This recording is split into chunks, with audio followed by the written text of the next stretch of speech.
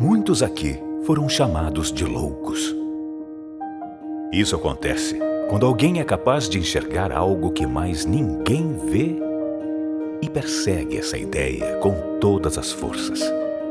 Cada um de vocês sonhou alto e estava disposto a começar de baixo para alcançar um objetivo maior.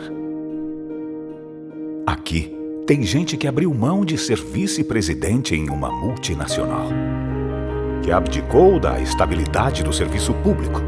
Tem gente que começou do zero, que largou tudo.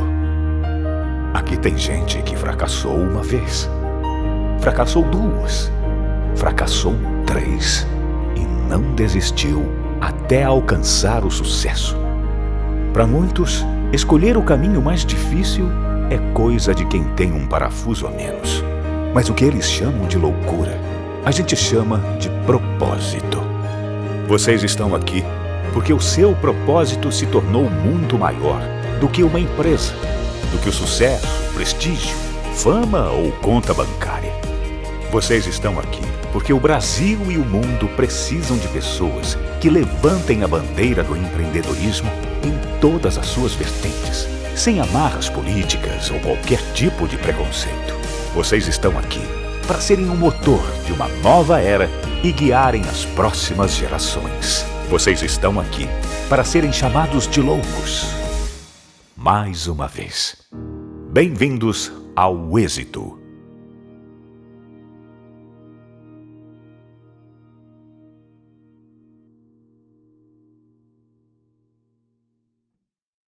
Na competitiva indústria automotiva, algumas coisas são unanimidade. O design italiano, a mecânica alemã, a eficiência japonesa, o conforto americano, a inovação coreana e a energia? Essa tinha que ser brasileira. Moura, a bateria original de 9 dos 10 carros mais vendidos no Brasil. Precisou de bateria? Moura.com.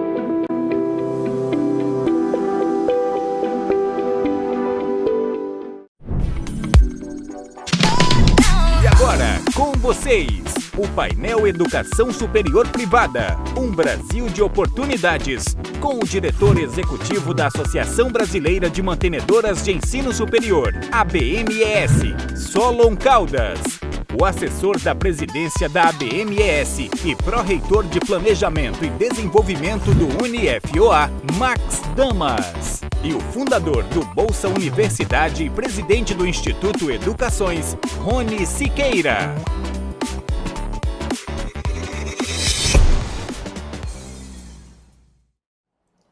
Olá, meus amigos, tudo bem? Sejam bem-vindos ao Summit Êxito 2021. Esse que é o maior evento de empreendedorismo do Brasil. E hoje a gente tem aqui esse bate-papo maravilhoso com duas feras, dois amigos queridos. Eu sou o Rony Siqueira, presidente do Instituto Educações e com muita honra também, sócio conselheiro do nosso Instituto Êxito. E trago para vocês hoje um bate-papo muito especial sobre educação superior privada. A educação superior privada como uma grande oportunidade de negócio para quem quer investir, uma oportunidade de retomada para quem já é empreendedor da área e para você que é estudante, que está nos assistindo, porque nós sabemos que, de fato, essa é a maior mola propulsora de desenvolvimento do nosso país e a educação superior privada. Com a gente aqui também, meu amigo querido, de fazer uma apresentação rápida para vocês aqui, nesse nosso bate-papo, Solon Caldas, o Solon, que é diretor executivo da ABMES. Solon, Bem-vindo, querido. Me fala aí um minutinho, rapidinho, bem turbo, como é que você chegou até aqui, meu amigo? Essa linha do tempo do Solon, que é brilhante, e eu tenho muita satisfação de estar conversando contigo. Nossa primeira conversa, né? Assim, dessa forma. Obrigado, meu amigo, por estar aqui com a gente. Eu tenho certeza que será um momento muito especial e que vai ter muitos frutos. Inclusive, estava falando com o Max para a gente trabalhar um e-book para mostrar esse trabalho que a gente vem realizando. Solon, bem-vindo, amigo. Rony, prazer enorme estar participando aqui do Summit Êxito de Empreendedorismo 2021, o maior evento de empreendedorismo do Brasil. E eu quero convidar a todos, né, para se inscrever no evento, que é brilhante e que vai trazer bastante insights para todos que querem empreender, que não é uma tarefa fácil nesse nosso Brasil. Eu estou há 14 anos já à frente aqui da diretoria executiva da associação que representa as mantenedoras do país.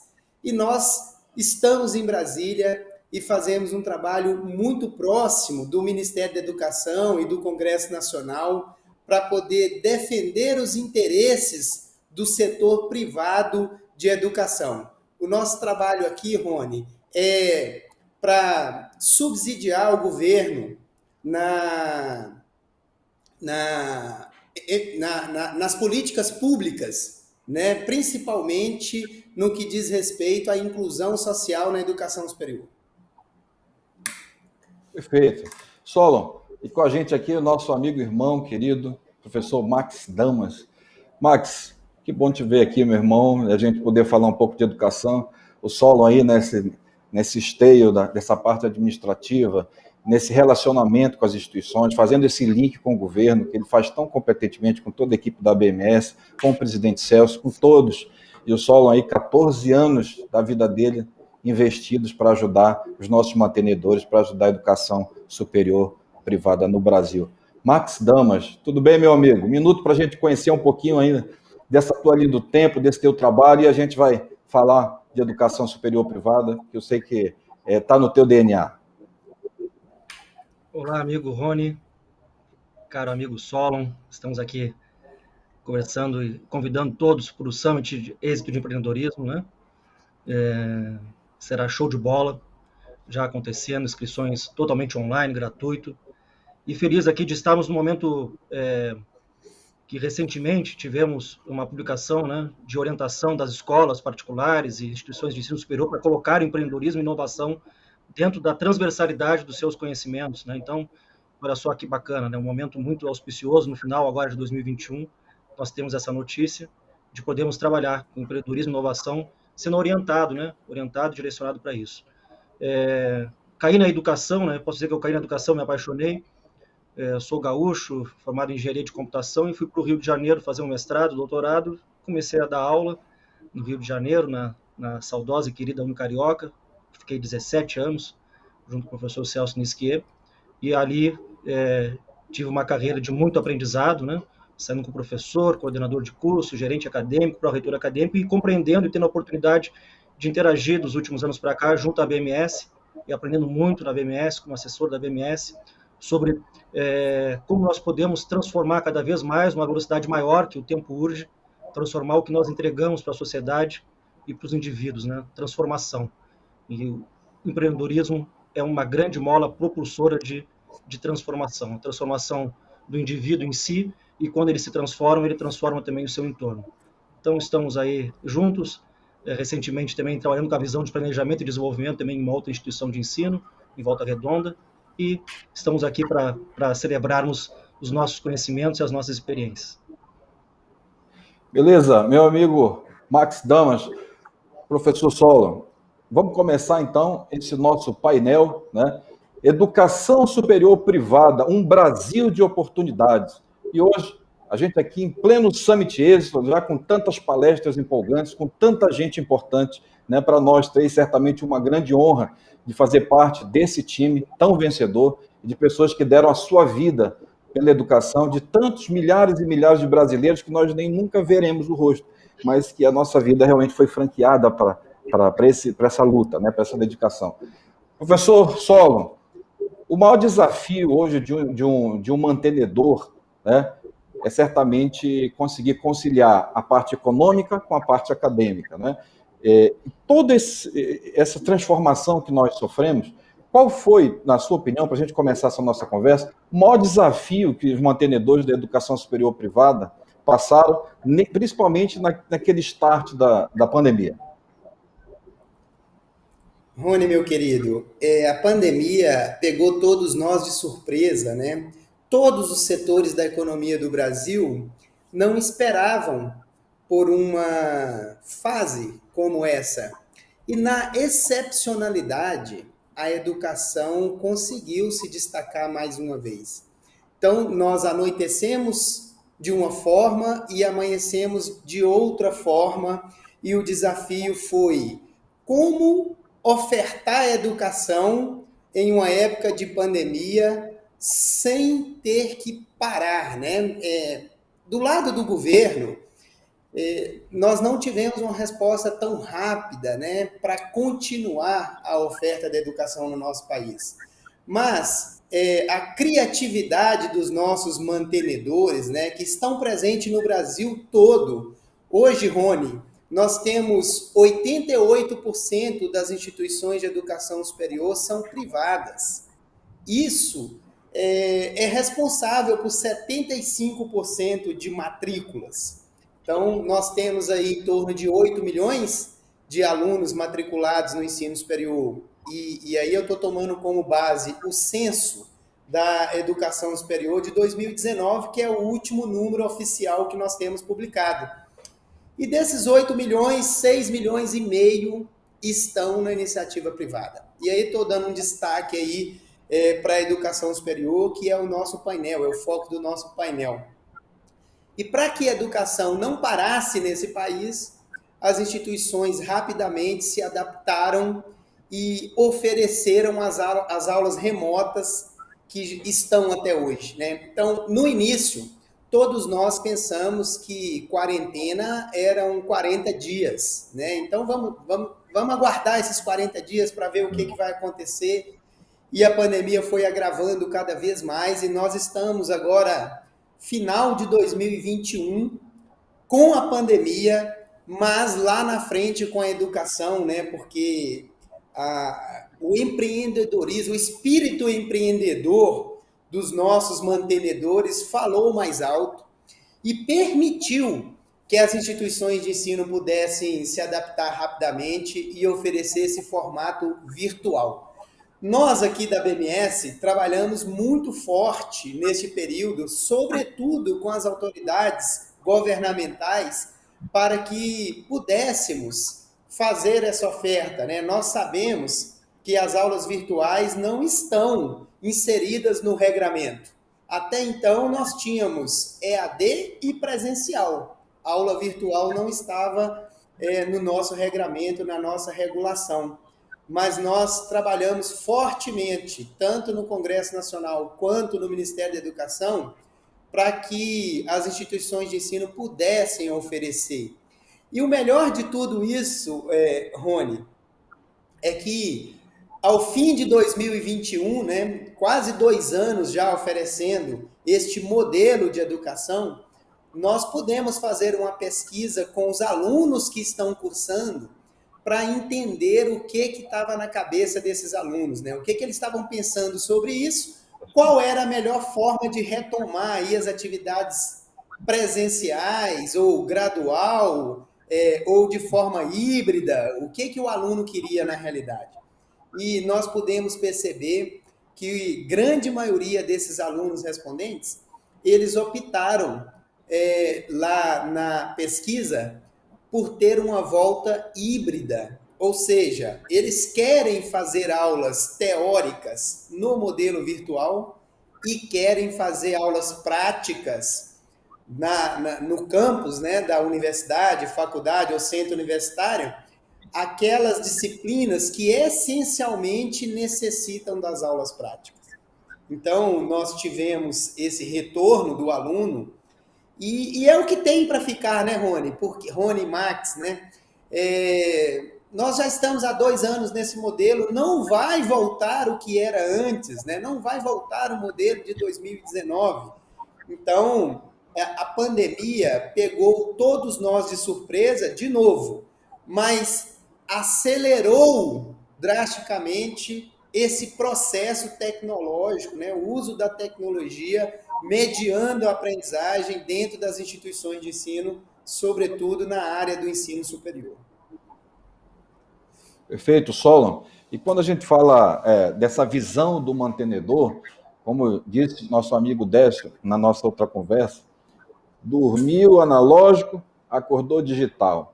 E a ABMS faz um trabalho fantástico no sentido de conectar com o governo, com as políticas públicas, e o Solon daqui a pouco vai falar para a gente quais são as novidades desse ano de 2021, quais são as perspectivas para esse ano que já está entrando de 22, né? O porquê que a gente tem que realmente se animar, que eu tenho certeza que será um grande ano para todos nós. E para a gente falar de educação, recentemente várias reportagens, uma delas eu vi com destaque, agora falando aqui para o meu amigo Max, sobre a questão do teste de QI, Max, né? Porque os nossos pais a geração dos nossos pais tinha um QI mais elevado do que essa geração que está aqui agora. Porém, quando a gente fala de habilidades técnicas e auferir isso, medir isso em relação ao QI, você não pode desconsiderar toda a capacidade emocional, socioemocional que tem as pessoas, que é o que se discute muito hoje nessa questão dessas habilidades socioemocionais. Max, as gerações passadas, a gente pode dizer que eram mais capacitadas, menos capacitadas, ou esse novo tempo é diferente e não dá para medir com a mesma regra? Max Damas.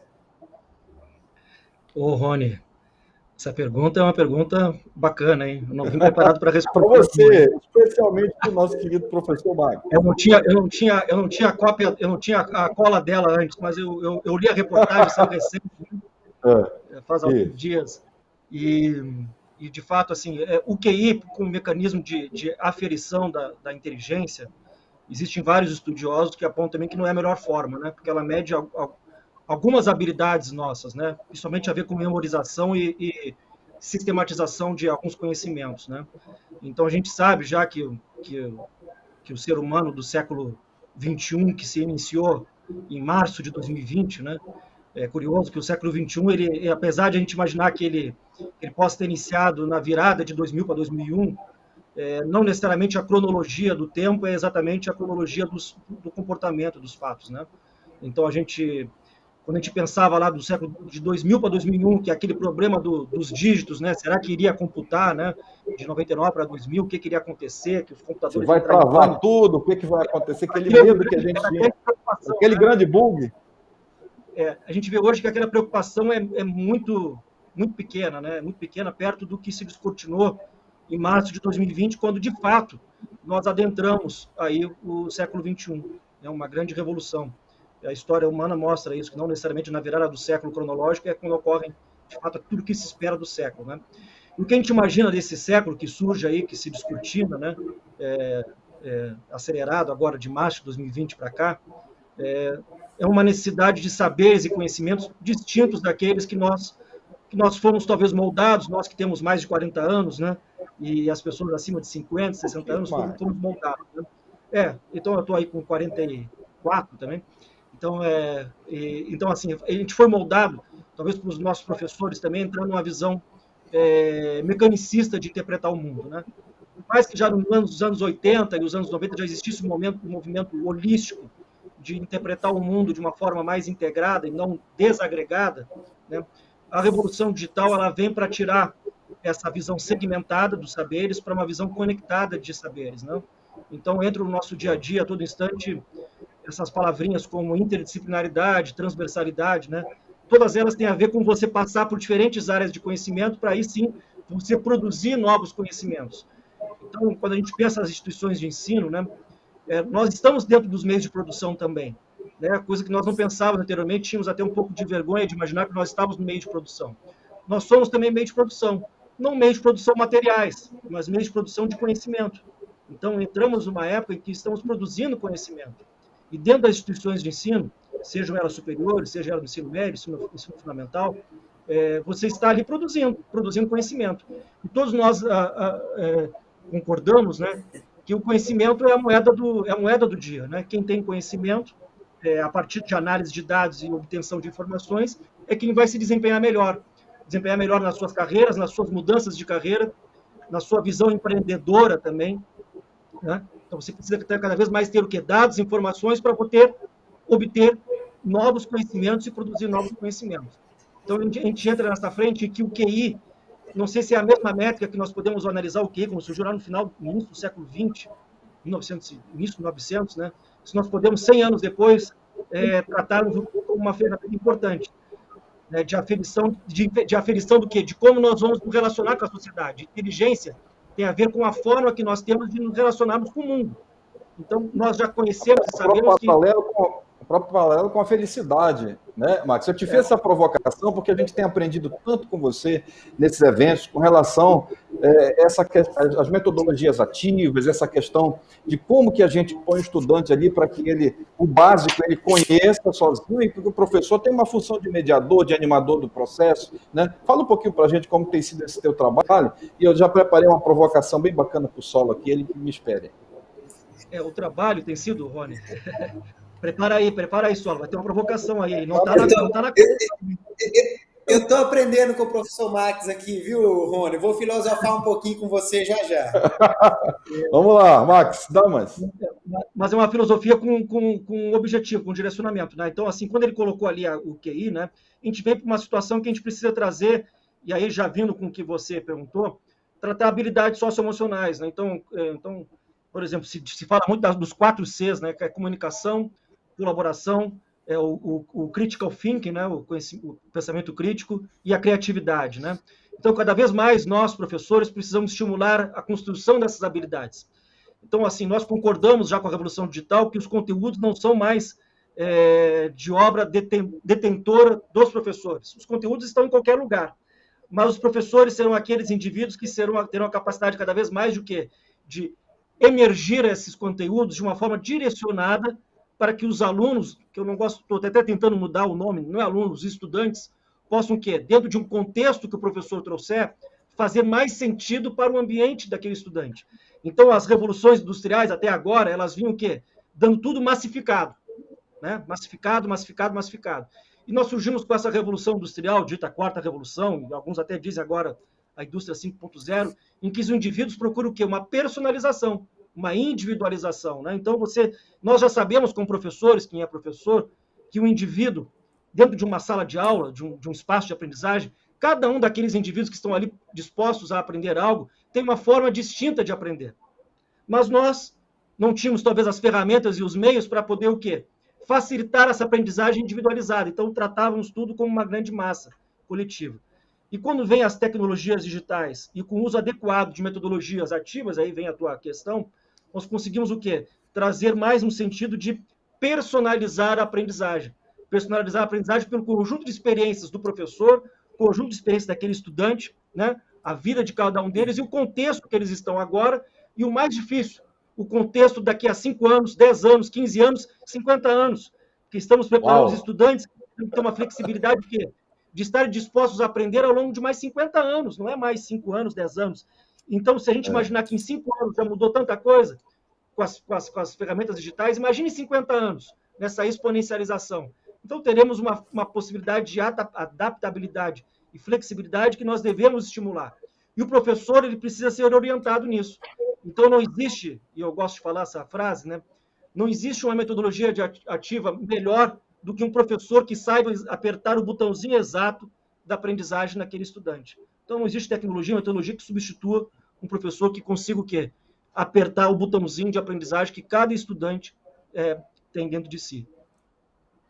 Perfeito, meu amigo Max Damas. Olha só, Max, o que você está falando, já daqui a pouco já linkando com o Solo, sobre essa questão de personalizar esse aprendizado, né, esse processo de aprendizagem, né, no que é educação, conjunto de ensino mais aprendizagem, a gente observa que o cenário é um cenário de grandes desafios, porque a maior parte dessas profissões que nós temos hoje são automatizáveis, né? E alguns estudos que nós vimos aí, até mesmo nas apresentações recentes da ABMS, dão conta de que Esses egressos poderão, muito em breve, ter 5, 6 carreiras, né? Então, é muito plural.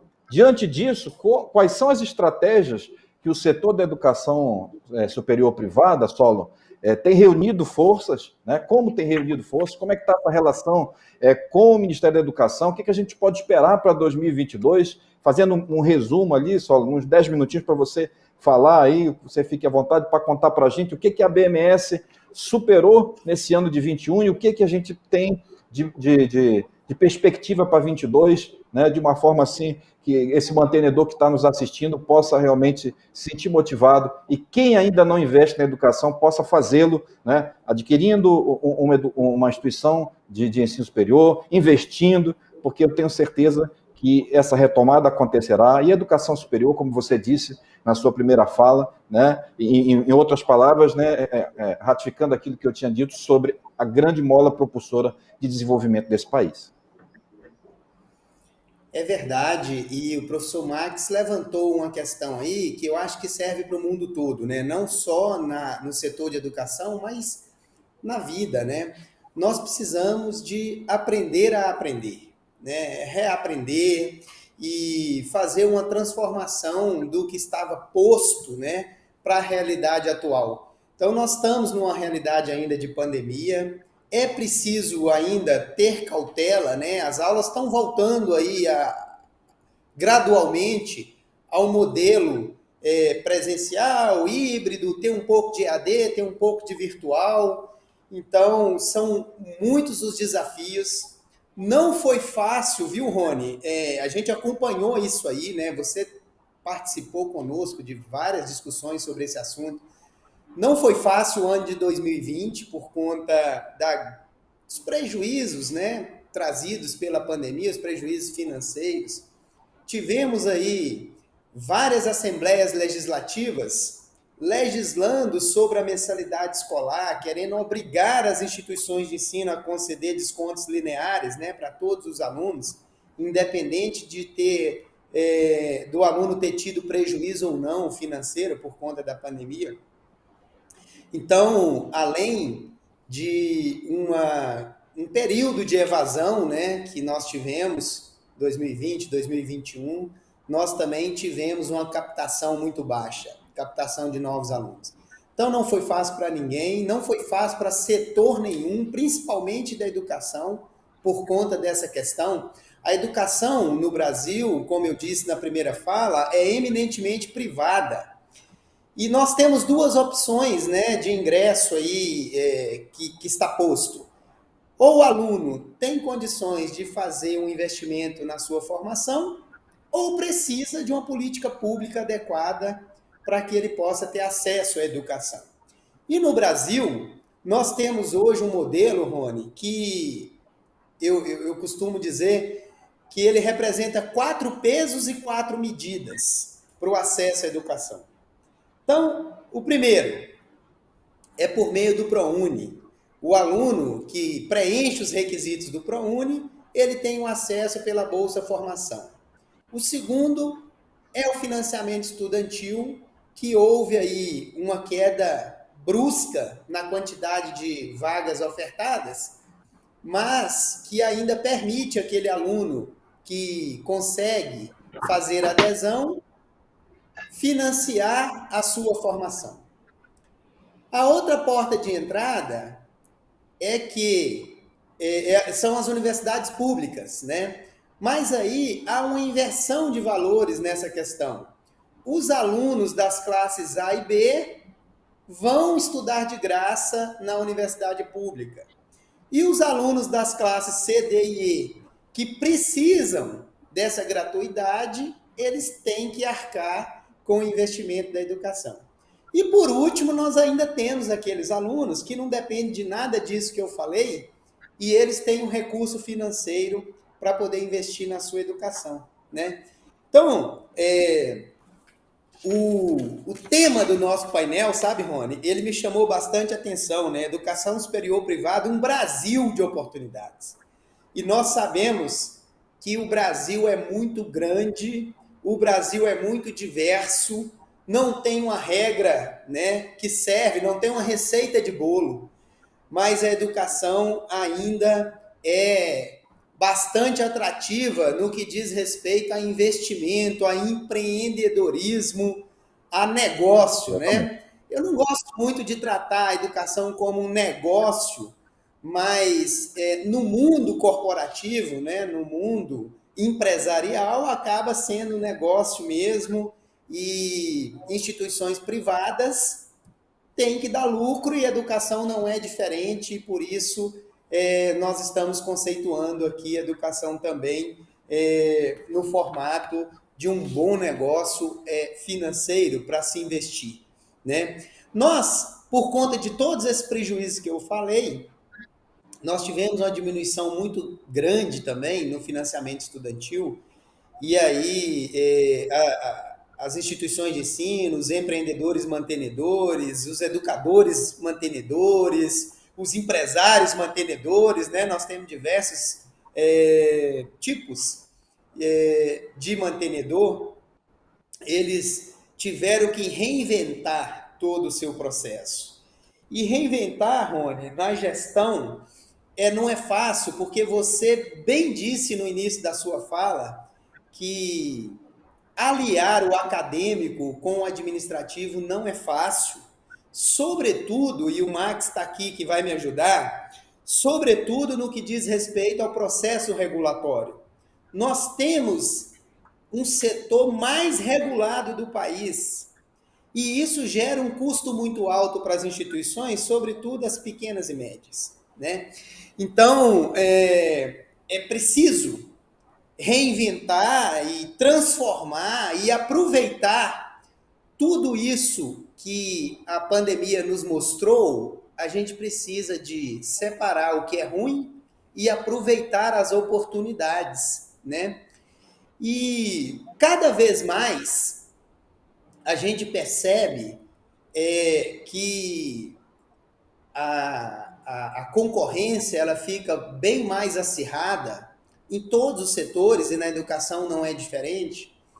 E as pequenas e médias, muitas vezes, acabam tendo um pensamento de que vão ser engolidas pelos grandes, né? E a gente acompanhou realmente um processo de consolidação muito forte no país, no que diz respeito à educação superior, mas diante de todas essas circunstâncias que a gente está elencando, a gente também percebe, Rony, que tem uma oportunidade muito grande para as instituições pequenas se estabelecer como um determinado nicho de formação, né? Nós sabemos que tem instituição de ensino boutique, que dedicam a formação dos seus alunos num determinado nicho, né?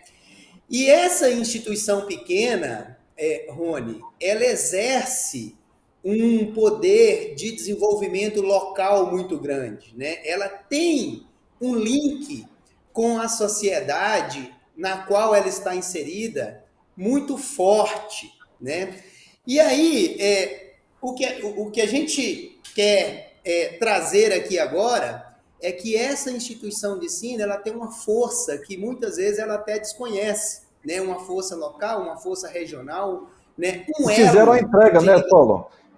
Em pouco tempo conseguiram voltar a funcionar a educação superior privada de forma linear, nós podemos dizer que fez a entrega, voltou a funcionar num curtíssimo espaço de tempo. Isso foi sensacional, da menor a maior, né, Solon? Sensacional. E o que eu quero dizer, Rony, é que cada uma dessas instituições tem o seu papel, né? Então, a instituição grande tem o seu papel, a instituição pequena também tem seu papel, ela exerce um desenvolvimento regional, local muito forte, e por conta desse elo, né, que ela acaba tendo com a sociedade que ela está inserida, ela se torna bastante confiável e ela é a preferência daquela comunidade local ali próximo da instituição de ensino. Então nós tivemos, resumindo aqui para eu fechar e responder a sua provocação, Nós tivemos um 2020 muito forte, né, no que diz respeito à transformação da educação, e nós tivemos um processo que acelerou o uso da tecnologia, e tem alguns estudos aí, Rony, alguns especialistas falando que foi antecipado aí 5 ou 10 anos, né? Isso ia acontecer de qualquer forma, mas por conta da pandemia isso ganhou força, né? E chegou mais rapidamente. Tivemos, claro, os prejuízos que eu falei. 2021, nós pensamos que as coisas iam voltar um pouco da normalidade, isso não aconteceu. As instituições tiveram que investir, né, muito recurso em tecnologia, em software, em equipamentos, né, para fazer o que fez, né, Rony? Para colocar de pé a nossa educação, para que a educação não parasse nesse país. Isso foi sustentado pela iniciativa privada, né? Rapidamente se adaptaram e colocaram de pé esse modelo virtual que nós estamos aí vendo na atualidade. Então, tivemos todas essas dificuldades, precisamos investir, alunos evadiram, captação não foi o que nós esperávamos, né? E o que deveria ser. E uma preocupação muito grande, viu, Rony? E eu acho que isso é o principal desafio para 2022, né? Nós precisamos motivar os alunos a ingressar no ensino superior. Os alunos precisam de entender que a educação transforma a vida das pessoas, trazendo oportunidades para a vida de todos nós, né? Os alunos estão meio desmotivados, né? E aqui na BMS, eu vou dar um spoiler aqui em primeira mão, viu, Rony? O professor Celso vai brigar comigo, mas vou dar o spoiler. Nós estamos pensando em startar uma campanha de mídia para o setor de educação, mostrando qual é o papel da educação na vida das pessoas, como a educação transforma a vida das pessoas, para a gente poder ter depoimentos de pessoas que tiveram sua vida transformada e como elas estão hoje, né? Como era antes e como elas estão hoje após a educação. Então, acho que o principal desafio é esse, né? Nós precisamos motivar os alunos a ter interesse de novo pela educação superior, a sua formação superior, né? E trazer de volta essa eu não diria necessidade, né? Mas trazer de volta essa possibilidade para o aluno despertar, e o professor Max bem colocou, né? Nós estamos vivendo aí o conhecimento é a bola da vez. O conhecimento está disponível, né, em todos os lugares, mas a gente ainda precisa de uma formação formal para a gente poder fazer a diferença. E eu queria destacar também, viu, Rony, que mais do que tudo, né, para a gente poder fechar, os mantenedores, né, os empreendedores da educação, vamos chamar aqui os mantenedores de empreendedores da educação. Eles têm um papel fundamental para 2022, né? Nós tivemos um gap muito grande, Rony, entre a saída de alunos da educação superior em 2020 e 2021 e a entrada de novos ingressantes na educação. E isso é muito preocupante quando a gente olha lá na frente, né?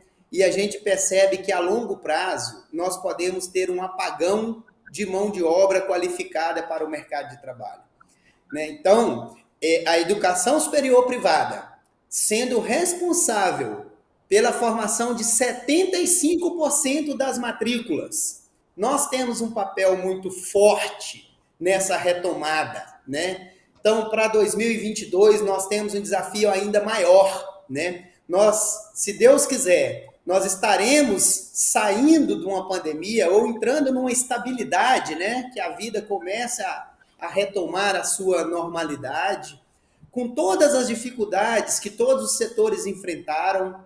Nós ainda estamos enfrentando uma proposta de reforma tributária que quer onerar mais ainda a educação. Estamos trabalhando fortemente nessa frente também, viu, Rony? Para poder não onerar ainda mais a mensalidade do aluno. Nós queremos manter pelo menos o status quo, né? Nós estamos trabalhando para uma alíquota neutra na educação superior. Não somos contra uma reforma tributária no país, muito pelo contrário, nós precisamos de uma reforma eficiente, mas também nós estamos defendendo a neutralidade, né, para a educação, para que nós não possamos sofrer ainda com mais tributos nesse ramo de atuação. Então, com todas essas dificuldades enfrentadas, nós temos um horizonte lá na frente, né? Nós podemos mirar para 2022 o desafio 2, né? Esse que eu falei primeiro, que é motivar o aluno a querer ter acesso à educação superior e trabalhar para que não haja esse apagão de mão de obra qualificada, porque isso vai refletir diretamente no desenvolvimento do nosso país. Nós sabemos que a educação é a mola propulsora para o desenvolvimento de qualquer nação.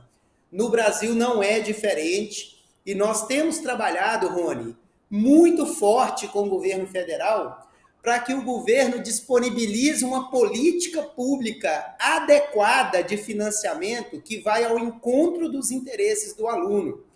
Uma política de financiamento no país não pode atender às necessidades fiscais do governo. Ela precisa atender às necessidades do aluno, já que a educação é direito de todos e dever do Estado. É isso, meu querido. Perfeito, professor Solon.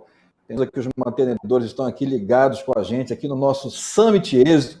E você que ainda está acompanhando, que vai divulgar para assistirem às próximas palestras, para que se inscrevam lá no www.summitexito.com.br e também você nos encontra nas redes sociais do nosso Instituto Êxito de Empreendedorismo, www.institutoexito.com.br, mais de 600 cursos gratuitos, formação para o empreendedorismo, formação para a vida, não é? Liderado pelo nosso querido professor Janguier Diniz, professor Celso Nisquier, todo o nosso comitê de educação, pessoas incríveis, professor Yara de Xavier, Carbonari, tantas feras, né? Enfim, Chaim, cada nome é um peso imenso que por si já poderia capitanear essa luta, mas se uniram, né? Para que a educação seja cada vez mais respeitada, para que você que está acompanhando, que é estudante, respeite e que possa sempre estar ao lado da instituição de ensino que ajuda na sua formação, ou você que é egresso. Porque se essa instituição de ensino resolver amanhã fechar as portas para fazer um outro business, um outro negócio, não haverá condição de o governo suportar isso. São bilhões e bilhões por ano que o governo, o Estado brasileiro, poderia ou deveria estar cuidando para a educação básica e não consegue porque a demanda é imensa. Então, a educação básica entra as escolas particulares para cumprir esse papel. E no tocante ao nosso trabalho de hoje, nosso painel, que muito aprendizado até aqui, ainda não acabou, ainda tem uma conversa muito importante, fazer um bate-bola com os dois aqui. Eu estou falando da educação superior privada, nós estamos falando da educação superior privada como uma oportunidade, um Brasil de oportunidades. E você que está nos ouvindo, que é estudante, tenha respeito, carinho, que a maioria tem, mas alguns não têm, escrevem como se as faculdades, os mantenedores, fossem os barões da educação. Isso não é verdade. Foi muito investido em tecnologia, muito foi investido em capacitação, muito foi investido para ressignificar esse processo de aprendizagem. E o professor Max vai contar para a gente essa experiência também aqui, que ele vai contar. Eu queria pegar um gancho nessa fala sua aí, só para complementar rapidinho. É um Brasil de oportunidade para ambos os lados, viu, Rony? Porque pelo lado do investimento, do empreendedorismo, a gente já destacou, e pelo lado do aluno, né, ter condições de ter uma formação superior. Porque a educação superior privada, ela chega onde a pública não chega. As instituições de ensino superior privado, ela está no Brasil todo, né? E cobrindo uma área aí muito maior. Hoje, Rony, você tocou nesse assunto aí, eu queria dar esse dado. A educação no Brasil, a básica mais a superior, desonera o Estado em 225 bilhões por ano. Ou seja, 225 B de bola, bilhões por ano. Ou seja, se não existisse instituição de ensino privada, o governo tinha que arcar com esse investimento aí de 225 bilhões anualmente. Sem contar que o governo não tem estrutura, né, Rony? E aí você fez uma colocação muito boa. Se as instituições de ensino resolverem fechar as portas privadas, nós não temos vagas disponíveis nas instituições públicas para receber todo esse alunado, né? Imagine, 75 das matrículas. Só para repetir para quem está nos assistindo, quem está entrando agora, esse é o painel Educação Superior Privada, um Brasil de Oportunidades. Você que entrou agora vai poder assistir depois no nosso www.summitexito.com.br. Professor Solon, antes de passar a bola para o nosso craque Max Damas, as escolas, as faculdades precisam ser respeitadas. Você, universitário, não pode escrever coisas que vão, de alguma forma, ser pejorativas. Sabe por quê? Porque é o seu nome que está lá. E essas faculdades são as faculdades que entregam, que formam a grande maioria dos brasileiros, né? Professor Solon, para a gente concluir essa nossa parte e passar a bola para o nosso craque Max Damas, um recado rapidinho para esse mantenedor que superou todas essas adversidades e que trouxe até aqui para que ele não desista, né, de ainda manter essa porta aberta para o conhecimento. Olha, eu queria deixar uma fala de incentivo, Rony. Nós passamos por um período muito difícil, estamos, né, chegando a uma estabilidade aí da pandemia, ou se Deus quiser, com o avanço da vacina, o ano que vem, a gente vai deixar isso para trás, e eu queria dizer que o pior já passou, né? Amém. Vamos olhar para frente. Como eu disse aqui anteriormente, a sua instituição, principalmente a pequena e a média, tem um papel fundamental de desenvolvimento na sua região. Você que investe na educação, sobretudo nas regiões menos favorecidas economicamente, tem um papel social muito importante para o desenvolvimento do nosso país. Vamos em frente, todos juntos, unidos, que nós vamos, se Deus quiser, em 2022, começar a retomada e vamos deixar todos esses problemas elencados aí para trás. Perfeito. E a BMS está aguardando, né? A BMS está de braços abertos para os mantenedores, em especial, como disse o professor Solon, aqui a pequena, a média instituição de ensino superior. Sou Max Damas, a gente preparou para esse final um espaço para o senhor falar um pouquinho com esses diretores acadêmicos que estão todos assistindo aqui, ansiosos para lhe ouvir, já lhe ouviram um pouco, vão lhe ouvir um pouquinho mais. Eu vou dizer um termo aqui, eu vou citar um termo aqui, e eu vou lhe dar 2, 3 minutos para cada termo, para depois o senhor fazer o seu fechamento, baseado nesses termos, que o senhor sempre nos fala com muita clareza, né, e nos inspira, querido amigo Max.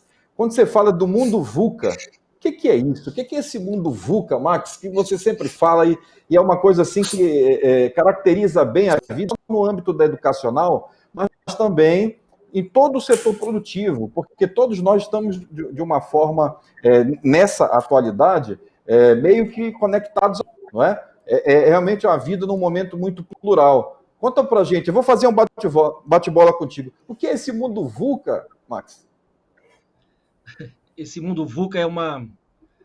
Eu aproveitar aqui o seguinte, eu fiquei assistindo agora aqui o Solon durante 15 minutos, eu aprendi pra caramba aqui com o Solon. Puxa, ele conseguiu fazer uma visão aí desses 18 meses, 20 meses, né, desde março do ano passado até agora novembro, assim, passou um retrato aqui passou um filme, na verdade, né? Por vários retratos, em 15 minutos, ele conseguiu fazer uma síntese dos anseios e também do que a gente pode fazer, né? A palavra oportunidade é uma palavra importante da gente reverter, né? A gente olhar o outro prisma da palavra oportunidade, que é de desafio sair para a oportunidade, né? Então, acho que é muito importante o empreendedor ter esse olhar, os gestores educacionais também terem esse olhar.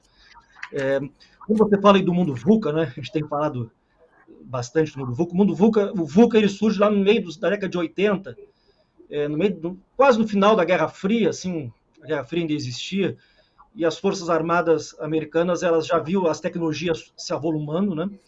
E começaram a ter cada vez menos controle sobre as suas ações. Então, essa ideia de nós termos cada vez menos controle sobre as nossas ações, ou seja, daquilo que, a partir de uma ação nossa, o que pode deflagrar, né? Cada vez nós temos menos controle disso. Então, essas 4 letrinhas do VUCA têm a ver com isso, uma sensação de perda de controle, baseado no passado que nós tínhamos e nós projetávamos para o futuro, com uma grande probabilidade de acertar, e nós não temos mais essa possibilidade de acertar. Então, essas 4 letrinhas do VUCA, né, que é a volatilidade, a incerteza, a complexidade, a ambiguidade, todas elas nos remetem ao quê?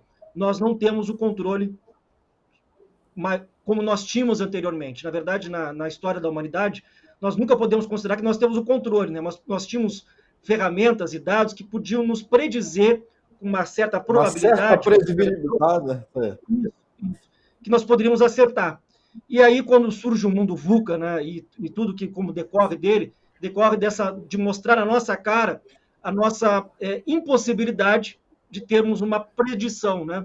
Então, isso nos mexe como seres humanos, nos nossos lares, nós como pais, nós como amigos, como irmãos, como filhos, nós como profissionais, como gestores, como mantenedores, porque a sensação de controle que nós tínhamos em mãos, ela meio que se perde, nós precisamos nos ajustar a isso. E a mentalidade, quando ela sai dessa mentalidade, como você falou um tempo atrás, de dormirmos analógicos, né, e acordarmos digitais, já mostra isso tudo. De um momento para o outro, é como se nós dormíssemos com as certezas, e quando nós acordamos, as certezas se esvaíram pelas nossas mãos, né? Então, o mundo VUCA... Então, a gente tem que estudar agora mais. Não tem aquele negócio de me formei. O que é esse lifelong learning? O que é isso? Conta para a gente. Esses conceitos que a gente vê agora, né, que vão se interligando. Esse processo de aprendizagem agora, das habilidades múltiplas, e a gente não consegue meio que se situar nesse mundo de tanta transformação. Mas esse novo tempo tem uma lógica, né? E conta para a gente, o que é esse lifelong learning? Poxa, é um tema, assim, nós estamos falando mais recentemente sobre o lifelong learning, né?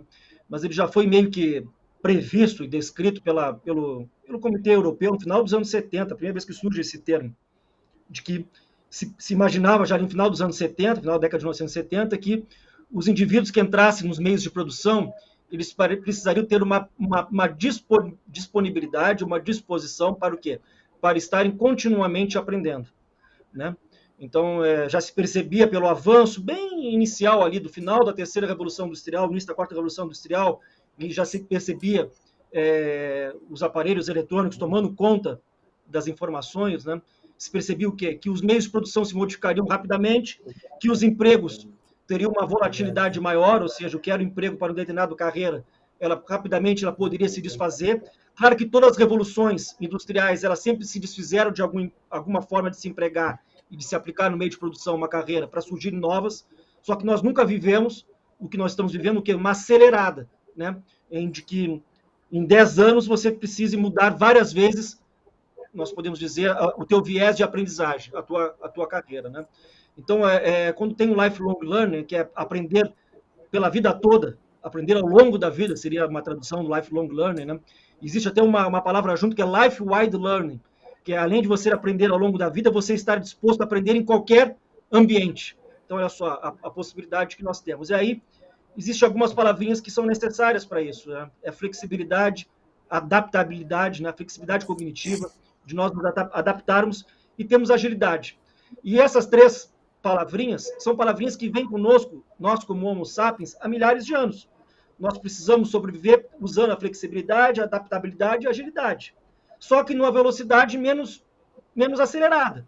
Nós temos agora que usar essas 3 palavrinhas numa velocidade mais acelerada. E as instituições de ensino possuem uma grande oportunidade de estarem permanentemente conectados com os nossos estudantes de agora, de amanhã, e os nossos estudantes de agora que voltarão nos procurar amanhã, estando sempre conectados conosco. Só que aí nós precisamos estar o quê?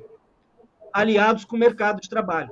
E esse alinhamento com o mercado de trabalho é o que nos acelerará nesse lifelong learning. E talvez a curricularização da extensão seja uma forma de nós nos aproximarmos da sociedade, das demandas da sociedade e do mercado de trabalho também.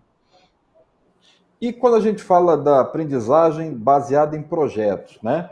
É bonito o termo, mas ele só se aplica, professor Max, se realmente tiver algo ali junto com a comunidade, algo que realmente que dê, como o senhor sempre fala para a gente aí, né, nas nossas formações, significação. O estudante precisa entender que aquilo que ele está trabalhando tem um valor prático, não é? Efetivo. A gente até brincou com os afluentes dos rios, mas tirando esse capítulo dos rios, meu querido professor Max, me conte aí metodologia, essa aprendizagem baseada em projeto, essas metodologias. Fale um pouquinho para os nossos diretores acadêmicos que estão te assistindo. Vamos inspirar essa turma, porque realmente unidos a gente vai conseguir fazer essa transformação. E eu tenho certeza que o ano de 2022 será um ano da gente celebrar essa retomada do crescimento. Como é que é isso, professor? Me diga aí, me fale um pouquinho sobre a sua experiência, né, com essa aprendizagem baseada em projeto e vamos inspirar os nossos diretores acadêmicos a colocar a turma aí a mão na massa. Bom, nós gostamos de dar letrinhas, né, e nomes para o que nós fazemos, né? Então a gente chama aí a aprendizagem baseada em projetos, é o PBL, aí eu vou aplicar o PBL. Mas esse termo já é um termo que existia já há algum tempo, né? PBL já se fala já há mais de uma década, se fala sobre PBL, né? Se vem muito das instituições americanas que trabalham com isso, né, professor Rony? Então, por exemplo, eu estava vendo, acho que no Meet, os alunos de engenharia, eles saem com uma frasezinha dizendo I am a problem solver. Eu sou um resolvedor de problemas. Então, eles passam pelo Meet resolvendo micro e macro problemas, cerca de 10 mil problemas. O seu portfólio é elaborado em quê? Em resolver problemas, muito mais do que conteúdos. Eles estão habilitados a resolverem problemas, solucionarem problemas, né? E os problemas, eles se resolvem em projetos. Projetos pode ser uma forma de encapsularmos problemas. Só que precisam ser problemas que sejam o quê? Cada vez mais engajadores e ligados às demandas da sociedade. Nós vivemos boa parte do PBL, no Brasil, pelo menos, implementando problemas que eram cadernos de estudos de caso, que vinham, às vezes, dos Estados Unidos, e nós traduzíamos no Brasil e dizíamos o quê? Vamos resolver esses estudos de caso. Olha só que coisa estranha. Estudos de caso fictícios. E vamos tratar isso dentro de um PBL. E quantos de nós fomos educados nisso? Eu fui educado nisso. Resolver, possivelmente você também, Rony. Vamos resolver estudos de caso, mas são fictícios. Então vamos tirar essa questão do fictício e ir para a realidade. A ficção é bacana, mas vamos para a realidade. É só abrirmos a janela de onde nós estamos agora e nós vamos poder imaginar o quê? Inúmeros problemas. Inúmeros problemas. Então, eu vejo aqui cada vez mais importante que os nossos diretores acadêmicos, gestores acadêmicos, estejam ligados diretamente com o quê? Com a extensão, com a comunidade, com a sociedade. Porque é ali que estão todas as possibilidades de problemas. Então, existem hoje inúmeras ferramentas que permitem nós nos aproximarmos. Mas não adianta existir as ferramentas se nós não gerarmos a proximidade. E uma outra partezinha importante do PBL, para trazer para os gestores. Os estudantes vão trabalhar naturalmente com o PBL. Mas nós precisamos o quê? Habilitar os nossos professores. Então, nós precisamos trazer os nossos professores, dar a eles o quê? A possibilidade de conviver com a palavra, com a expressão, eu não sei resolver esse problema. E não vai existir ruim um professor dizer para uma turma, quando alguém surge com um problema, que eu não sei resolver, mas vamos resolver juntos, em colaboração. Então, a gente precisa abrir essa possibilidade de aceitarmos o quê? Que para resolver problemas e tratarmos com projetos, nós precisamos o quê? Assumirmos o risco de errarmos, acertarmos e também dizermos o quê? Não sei, vamos aprender juntos. Isso tem que entrar na mentalidade do nosso docente. Mas só vai entrar na mentalidade do nosso docente se nós, dirigentes acadêmicos, mantenedores, colocarmos isso como uma cultura, a cultura do erro, a cultura do acerto, a cultura do não sei. Então, nós precisamos estar dispostos a implementar um PBL de fato, se nós tivermos a habilidade de dizer o seguinte, não sei como resolver, mas vamos resolver juntos. O espírito colaborativo, que cada vez mais é o quê? Mais urgente dentro do nosso mundo, do nosso contexto atual. E os professores, meu amigo? Professor Solon, a gente está chegando aqui já ao final desse nosso painel e antes da gente fazer as nossas considerações aí finais, eu queria que o nosso querido professor Max Damas deixasse um recado para os educadores, porque nesses últimos 2 anos, 2020 e 2021, foram os grandes responsáveis, né, para que o mundo não parasse no âmbito da informação, no âmbito da comunicação, né, da formação dos nossos filhos. Cena incrível, né? Quero olhar bem aí para você que está assistindo e que fez de tudo, né? Que fez aquelas gambiarras, que fez de tudo para que o estudante pudesse receber a comunicação nos mais longínquos municípios do Brasil, com a internet na situação pior possível, dava aquele jeito e colocava a câmera de um jeito ou de outro para que a coisa acontecesse. Professor Max, a gente, como tem o Solon como grande referência executiva ali, junto ao lado do nosso presidente Celso e toda a sua equipe da BMS, ali militando pelas questões gerenciais da educação superior privada no Brasil, eu queria lhe dizer que eu tenho um respeito muito grande pelo seu trabalho, e a gente ficou aqui hoje, é tão pouco tempo para a gente conversar, mas encantados com essa sua energia, né, com esse brilho nos olhos, e eu queria que o senhor mandasse aí um recado para esses nossos educadores que foram brilhantes, heróicos, né? Esse é o momento que eu tenho certeza que estão nos assistindo, e o senhor nos representa, todos nós do Instituto Êxito, todos os nossos educadores. O senhor dá essa palavra para o nosso professor universitário. Poxa, a palavra de esperança, né? E de ter a certeza que a educação nunca foi tão importante como é agora. Só que é uma educação reinventada, né? É uma educação em que nós precisamos estarmos dispostos nós como professores, os professores, estarem dispostos o quê? A desaprender o que foi aprendido, reaprenderem e estarem continuamente aprendendo. Eu tenho trocado muito a palavra ensinar para, substituindo essa expressão ensinar para, substituindo pela expressão aprender com. Mas o professor só vai sentir à vontade e disposto a se aprender com quando ele tiver uma orientação que vem desde o mantenedor, desde a cultura da instituição de ensino, passando pelos seus dirigentes acadêmicos, de que existe uma possibilidade do quê? De o professor aprender. Olha só que curioso. Não é o professor ensinar, é o professor aprender. Nós precisamos dar os meios para o professor aprender. Então, assim, não existe algo mais valioso nessa mecânica toda da produção do conhecimento do que o professor. Então, assim, a grande parte dos professores, principalmente no ensino superior, eles não estão habilitados a tratarem com o quê? Com planejamentos didáticos, planos de ensino, a pedagogia, currículos. Nós precisamos dar essa frente aos professores. Cada vez é mais útil o papel do pedagogo, o papel de uma coordenação pedagógica atuante dentro do aspecto das nossas instituições de ensino superior. Porque só assim a gente vai conseguir o quê? Produzir um conhecimento que a nossa sociedade precisa, que os nossos estudantes precisam. Então, assim, que eles tenham esperança, continuem com a vontade e com a grande disposição e disponibilidade de aprender, desaprender e reaprender ao longo da vida toda. Não existe um outro caminho, ao longo da vida toda. Então, eu te desejo aí tudo de bom, agradeço ao convite, poderíamos ficar mais horas aqui conversando. Espero aí que esse momento seja um momento muito bacana e oportuno para quem está nos assistindo, e vamos em frente. Muito obrigado.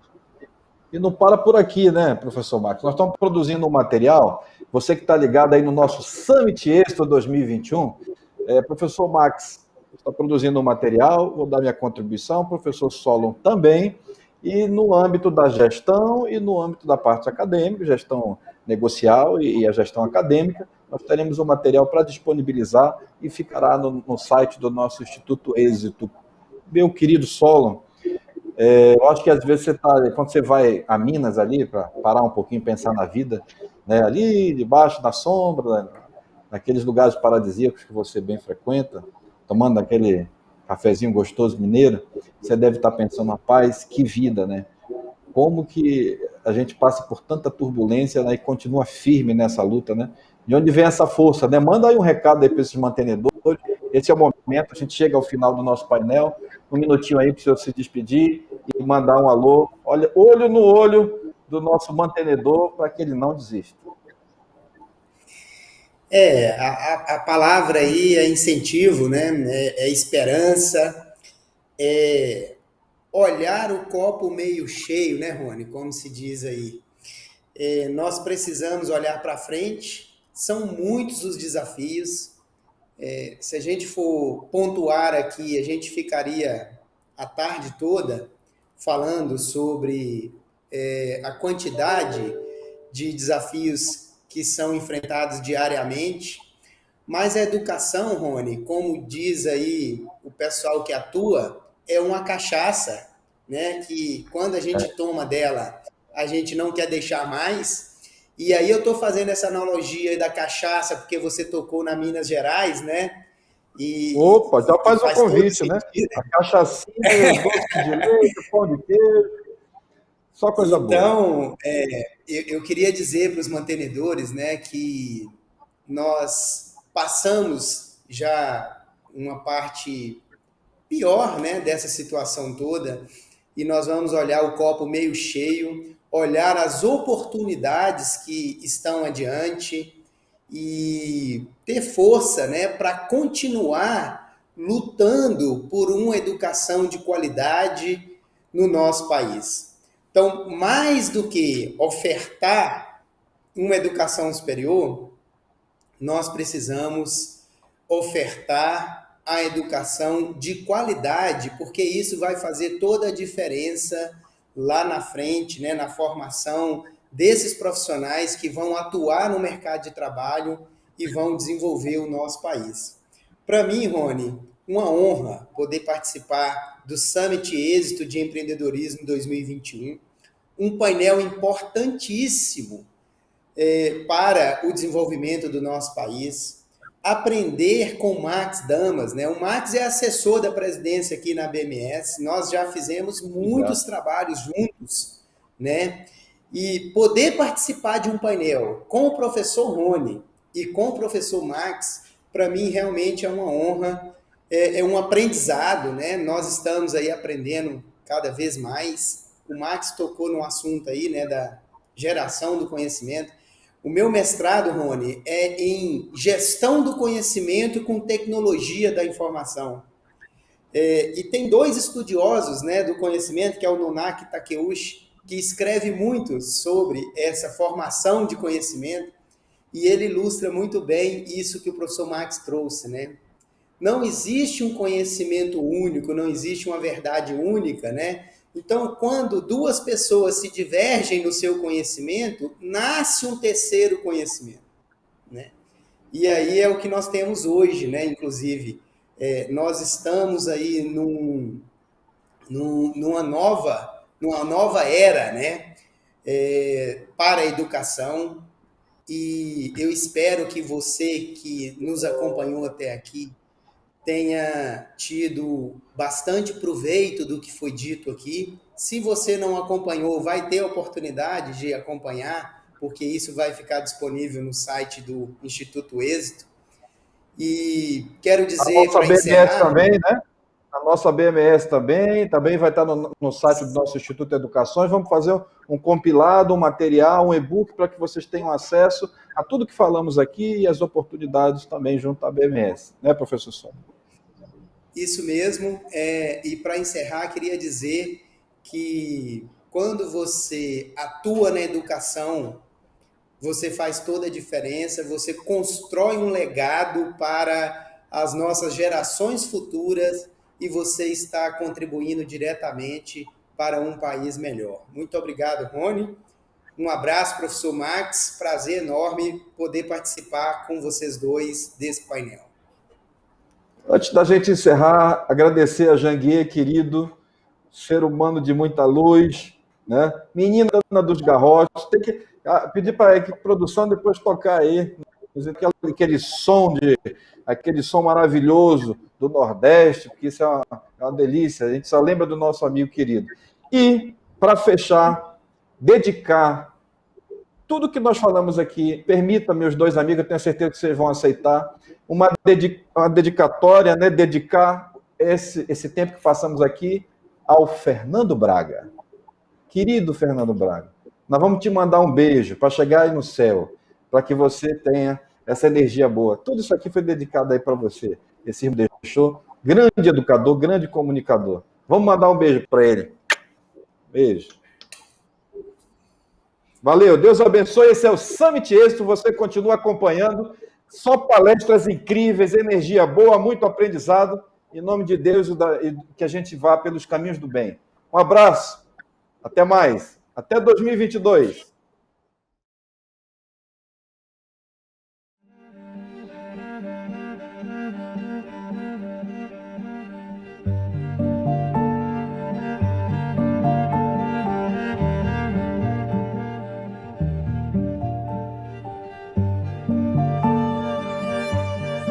Você é o seu principal empreendimento. E foi uma coisa impactante para mim, que às vezes a gente pensa empreendimento é faturamento, ganhar mais, milhões, e esquece de olhar para dentro de si mesmo e ver que aí está o ponto principal de empreender, né?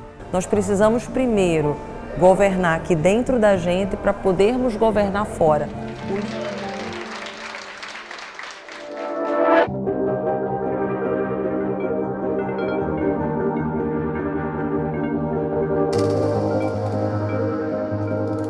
Muita gente me pergunta como é que cresce o negócio, como é que se desenvolve, como é que consegue colocar ferramentas e técnicas para fazer os negócios funcionarem. E eu sempre respondo, ferramenta e técnica é parte de você fazer o seu crescimento. O que você precisa é se relacionar com pessoas competentes para te ajudar a te levar para o próximo nível.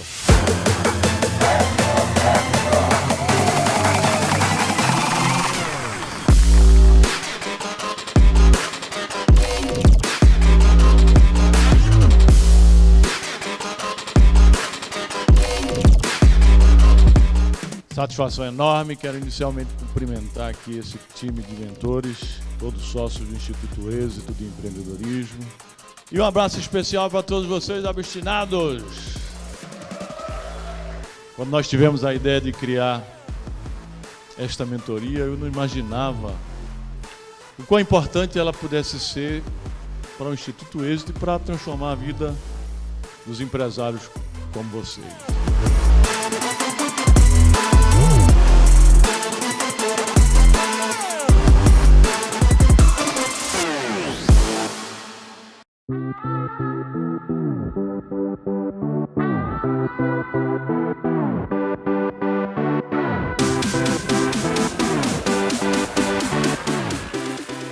A nossa conexão ela é diretamente com as pessoas. Então a gente não só transforma os negócios dos mentorandos, a gente transforma a vida deles. Mas aqui, além das pessoas poderem escutar mais sobre esse conteúdo, elas têm a chance de perguntar, de tirar dúvidas. E quando você está num grupo, principalmente num grupo de empreendedores, as dúvidas ficam ainda mais maduras. Então você tem a chance de aprender com a dúvida do outro. Para mim, a principal base do mentoring e que isso realmente tem transformado a vida das pessoas é essa oportunidade desse conhecimento mútuo entre mentor e mentorando.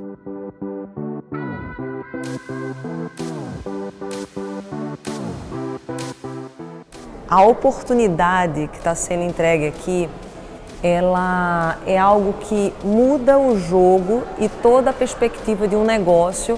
Mas eu acho que a base disso é essa constelação de mentores que a gente tem, né? Então esse conjunto de pessoas maravilhosas levando conteúdo produtivo para os mentorandos faz com que eles tenham uma vida verdadeiramente diferente.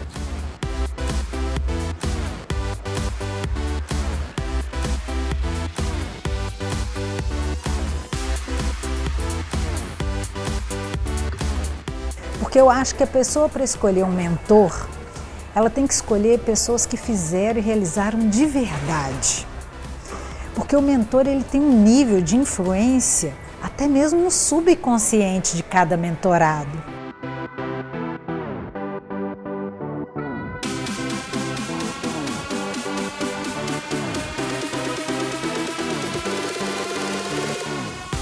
Esses dias que a gente passou aqui tendo acesso num café da manhã, sentar com o mentor, compartilhar uma ideia e ele dizer para mim, olha, faz assim, vai por aqui, se você falar assim, vai dar certo, e eu já aplico, já vejo o resultado na hora isso para o meu negócio, para o meu propósito, teve um retorno muito especial. E, assim, é uma coisa que eu não encontraria em nenhum outro lugar. Tanto o acesso como a visão de um empresário experiente sobre a minha ideia e o meu sonho.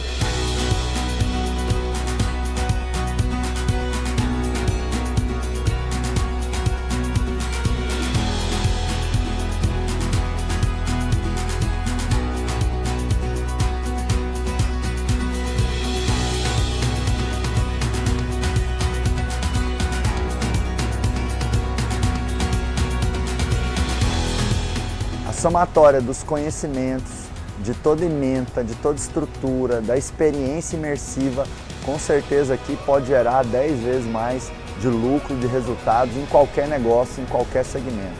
E que é indispensável para todo mundo que tem uma empresa, para todo mundo que quer levar o seu negócio para níveis ainda maiores, né? Eu, particularmente, vou sair com 3 negócios daqui. Então, esses 3 negócios, um deles com certeza já vai trazer mais do que o retorno do que eu investi. Então, existe um preço, of course, tudo tem um preço, né? Agora, o preço está aí, é esse. Agora, e o valor? O valor é quase que imensurável. Existe um preço, mas existe o valor. O valor é muito maior do que o preço que foi investido. A minha empresa tomou outra proporção, eu vim para poder organizar ela, hoje eu já estou interessado em outros negócios. Ou seja, o valor que veio agregado aqui ao network, a toda a experiência, a ganhar a experiência de empresários que estão há 20 anos na minha frente, me fez pegar um elevador para um nível que talvez eu nem chegasse.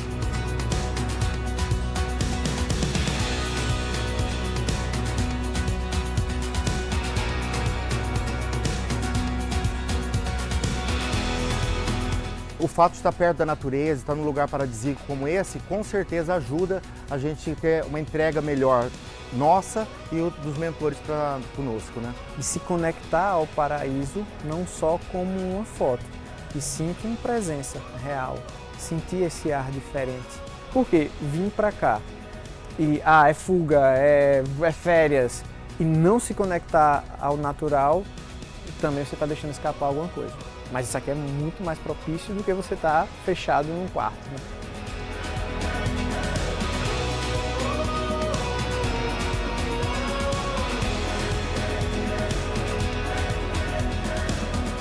Se eu tivesse que dar um conselho para todas as pessoas é que não pensem no dinheiro, nada é fácil, você vai ter ali as suas objeções para poder pagar aquilo, mas o que você vai aprender não tem preço. O mentoring é uma excelente oportunidade de vocês conectar mentes que construíram grandes negócios em várias áreas completamente diferentes. Isso é algo que você não encontra em nenhum outro lugar do mundo que não seja aqui. Eu acho que muda a sua vida e o seu negócio. E com certeza eu acredito que conhecimento, vivência, experiência e network num lugar paradisíaco, fantástico, vai levar as pessoas que estão aqui para o próximo nível.